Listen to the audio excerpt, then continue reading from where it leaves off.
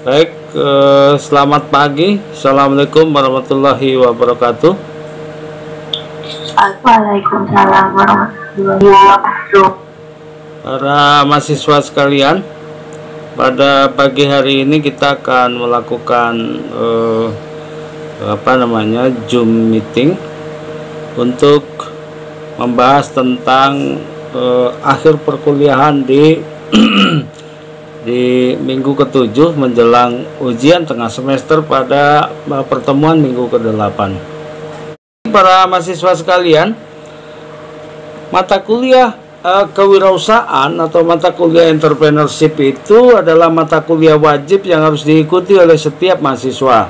Mahasiswa tidak bisa lulus dari sebuah perguruan tinggi kalau dia belum mengikuti atau belum lulus mata kuliah kewirausahaan. Meskipun dia hanya 2 SKS, tetapi setiap mahasiswa wajib untuk mengikutinya. Sebagai mata kuliah umum, MKDU atau mata kuliah wajib ini, maka mahasiswa diharapkan memiliki intention, memiliki minat untuk menjadi entrepreneurship, memiliki niat untuk menjadi entrepreneurship. Kalau Anda kuliah tinggi-tinggi, misalnya Anda sudah sarjana, apa bedanya dengan orang yang menjadi pengusaha tidak kuliah? Tentu berbeda. Cara penanganannya, kemudian cara berwirausahanya tentu berbeda. Para mahasiswa sekalian, diharapkan Anda lulus dari perguruan tinggi bukan berorientasi untuk mencari kerja, tetapi menciptakan lapangan pekerjaan. Para mahasiswa harus menyadari bahwa entrepreneurship itu dibutuhkan bagi negara yang modern untuk mengembangkan pertumbuhan ekonomi, untuk meningkatkan kesejahteraan. Dengan mata kuliah wajib yang hanya 2 SKS tentu tidak bisa membuat mahasiswa dengan tiba-tiba menjadi seorang pengusaha. Bila Anda ternyata sebagai mahasiswa nanti begitu lulus dari perguruan tinggi memiliki bakat, memiliki talenta untuk menjadi entrepreneurship, maka melalui mata kuliah kewirausahaan ini Anda sudah dibekali untuk menjadi seorang entrepreneurship yang baik. Karena dia hanya 2 SKS, maka bagi para mahasiswa yang memiliki bakat untuk menjadi seorang pebisnis atau mahasiswa yang memiliki intensi, memiliki minat dan niat untuk menjadi seorang entrepreneurship, Anda bisa bergabung di Entrepreneurship Club Universitas Nasional yang Anda bisa bergabung di situ untuk menjadi member atau menjadi anggota agar Anda dididik di dalam inkubator bisnis yang dimiliki oleh Universitas Nasional. Para mahasiswa sekalian, bakat-bakat Anda sebagai seorang entrepreneurship itu memang harus dilatih. Tidak bisa hanya sekedar Anda menjadi pengusaha. Tetapi tidak jarang para mahasiswa sekalian bahwa menjadi seorang entrepreneurship atau menjadi seorang pengusaha itu karena faktor karena faktor keterpaksaan. Anda sudah melamar pekerjaan baik sebagai ASN atau aparatur sipil negara di mana saja, ternyata Anda gagal terus. Anda mencoba untuk masuk bekerja di perusahaan-perusahaan swasta, tetapi juga tetap gagal. Terpaksa Anda menempuh jalan untuk menjadi seorang entrepreneurship. Sering sekali kendala-kendala untuk menjadi entrepreneurship itu kelihatan dari bagaimana misalnya penolakan dari internal pribadi kita.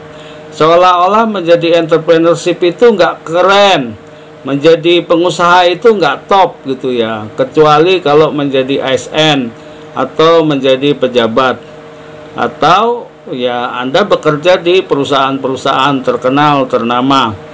Kalau Anda punya usaha sendiri, kalau Anda sebagai pengusaha yang bisa memanage, mengatur usaha Anda sendiri, itu kurang keren, kurang top, ya, kira-kira begitu. Padahal sebaik-baik Anda adalah Anda yang memiliki usaha. Kalaupun tidak, kalaupun Anda misalnya lulus di ASN, bekerja di perusahaan, paling tidak Anda punya usaha sampingan untuk Anda. Setiap Anda memiliki usaha. Apa saja itu usahanya? Tentu usaha yang bisa menopang kehidupan Anda, bisa menopang masa depan Anda. Usaha itu bisa saja dalam bentuk produk barang dan bisa saja dalam bentuk produk jasa pelayanan. Pelayanan yang diberikan kepada customer atau pelanggan Anda. Itu yang pertama yang harus saya sampaikan, bagaimana setiap Anda harus memiliki mindset bahwa kalau Anda lulus perguruan tinggi tidak harus mencari kerja, tetapi lebih mantap sebetulnya kalau Anda menciptakan lapangan pekerjaan. Anda menjadi bos, Anda akan menjadi menjadi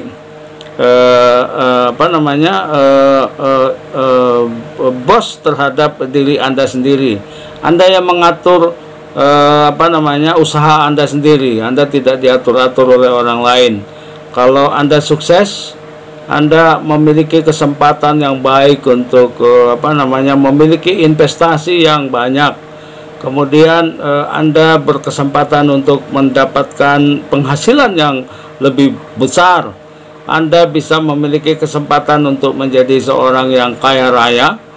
Anda juga memiliki kesempatan untuk memberikan kebaikan kepada orang lain karena Anda menciptakan lapangan pekerjaan kepada orang lain. Itu yang kedua yang harus saya sampaikan. Lah, bagaimana fungsi perguruan tinggi yang sering disebut sebagai perguruan tinggi mendorong setiap mahasiswa untuk menjadi entrepreneurship yang saya katakan di awal tadi, untuk meningkatkan intention, minat dan niat tadi. Ada 5 TOR namanya. Coba dicatat dengan baik-baik para mahasiswa sekalian. Ada 5 TOR dalam pengembangan entrepreneurship yang dilakukan oleh perguruan tinggi. Nanti ini akan saya pertanyakan kepada Anda nanti di ujian tengah semester. Apa itu TOR yang pertama?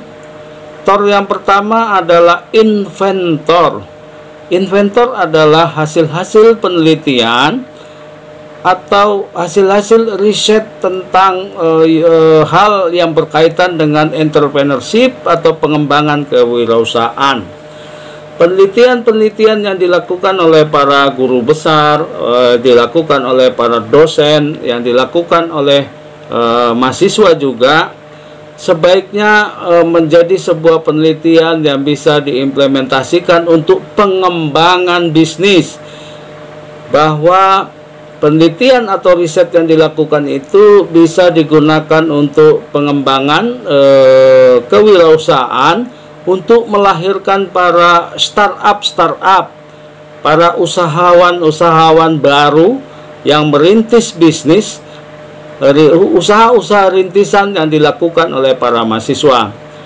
Oleh karena itu, perguruan tinggi harus memiliki para inventor yang penelitiannya tidak hanya sekedar bisa disimpan di laci-laci lemari atau di filing-filing kabinet, hanya disimpan di file-file komputer, tetapi tidak bisa dipergunakan untuk pengembangan wirausaha dan bisnis. Itu yang pertama. Yang kedua, para mahasiswa sekalian, TOR yang kedua itu disebut dengan aktor. Siapa sebagai pelaksana atau pelaku bisnis itu?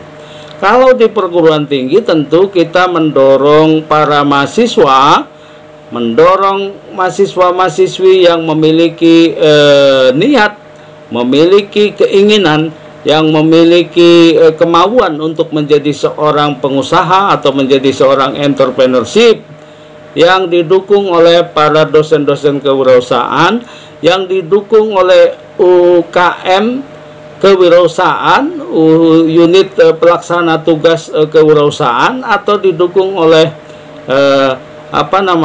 inkubator bisnis yang ada di perguruan tinggi. Itu TOR yang kedua. Siapa pelaksananya atau aktornya itu siapa? Lalu yang ketiga, TOR yang ketiga itu dalam pengembangan kewirausahaan itu disebut dengan regulator. Apa itu regulator? Para mahasiswa sekalian, apa aturan-aturan yang dimiliki dalam pengembangan kewirausahaan dan bisnis? Regulasi-regulasi apa yang mengatur tentang pengembangan kewirausahaan di kampus, misalnya melalui Kementerian Pendidikan dan Kebudayaan,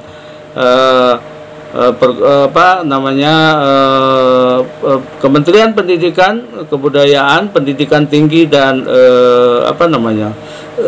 Ristek-Dikti juga di situ ya.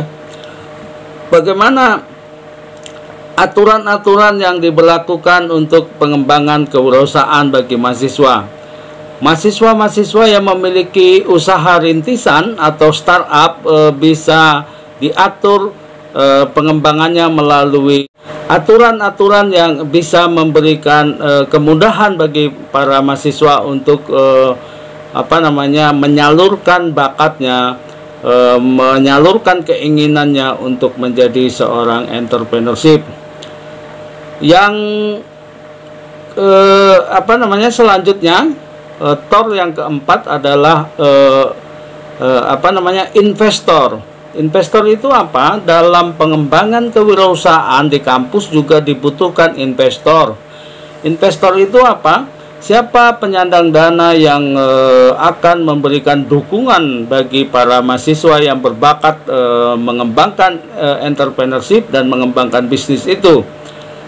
Bisa melalui program-program pengembangan kreativitas mahasiswa melalui Kementerian Pendidikan, bisa melalui pengembangan dari kementerian-kementerian lain seperti misalnya Kementerian Pemuda dan Olahraga, Kementerian Koperasi atau yang lain-lain, atau dari lembaga-lembaga donor BUMN, dari lembaga-lembaga swasta yang memberikan hibah atau memberikan semacam dana bergulir, memberikan semacam permodalan bagi para mahasiswa untuk mengembangkan bisnis atau mengembangkan usaha rintisannya. Itu TOR yang keempat. Terakhir, para mahasiswa sekalian, TOR yang kelima disebut dengan inkubator atau inkubasi bisnis. Inkubator ini diperlukan untuk memberikan semacam pendampingan, memberikan semacam panduan kepada mahasiswa untuk berwirausaha, untuk membangun usaha rintisan tanpa pendampingan dari dosen, tanpa pendampingan dari kelompok-kelompok profesional untuk Anda menjadi seorang pengusaha. Tentu ini tidak akan terwujud atau tercapai apa yang menjadi bakat, minat, dan keinginan Anda sebagai seorang pengusaha. Oleh karena itu, para mahasiswa sekalian, paling tidak mata kuliah kewirausahaan ini sudah bisa membuka wacana Anda bahwa dunia ini tidak sesempit yang kita perkirakan, bahwa kalau Anda kuliah harus mencari pekerjaan, harus menjadi ASN, harus menjadi pejabat, atau Anda menjadi orang yang bekerja di perusahaan-perusahaan publik, perusahaan swasta, dan yang lain-lain. Tetapi Anda juga akan bisa menjadi seorang entrepreneurship, bisa menjadi seorang pengusaha yang baik, yang bisa berkontribusi secara nyata bagi masyarakat, bangsa, dan negara. Para mahasiswa sekalian, itu sebetulnya yang menjadi inti dari perkuliahan kita, dan nanti kita akan diskusikan dari semua kemahiran, keahlian, dan kemampuan serta kompetensi yang harus Anda miliki.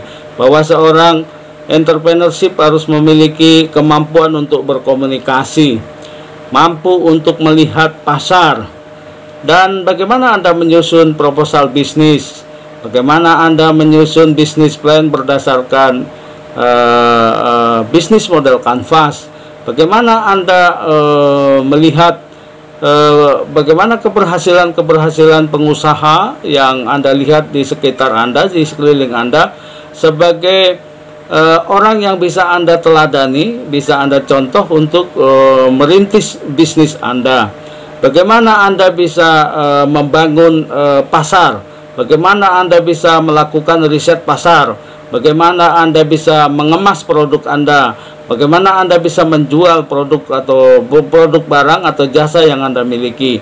Bagaimana Anda bisa mengatur karyawan atau staf yang Anda miliki. Bagaimana Anda bisa meningkatkan volume penjualan. Bagaimana Anda memperluas pasar.